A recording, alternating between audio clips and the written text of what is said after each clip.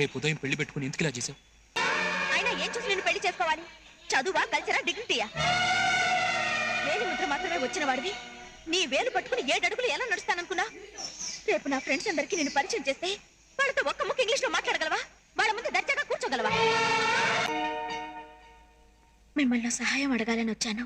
చెప్పండి. మీ షుగర్ ఫ్యాక్టరీకి marketing manager కావాలని పేపర్లో ఇచ్చిన ప్రకటన చూశాను.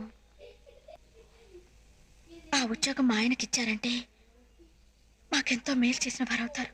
పనిచేయడం చిన్నతనంగా మీరు ఫీల్ అవ్వకపోతే నాకేం అభ్యంతరం లేదు. రేపే ఆఫీస్కి రమ్మనండి, అపాయింట్ చేస్తాను.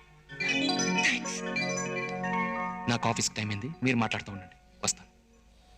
చదువు లేనివాడని మీరు చిన్న చూపు చూసిన మనిషి దగ్గరికి చదువుకున్న మీ భర్త కోసం ఉద్యోగం అడగడానికి వచ్చారు. ఎదుటి మనిషిని తక్కువగా అంచనా వేయడం తప్పని చెప్తున్నాను.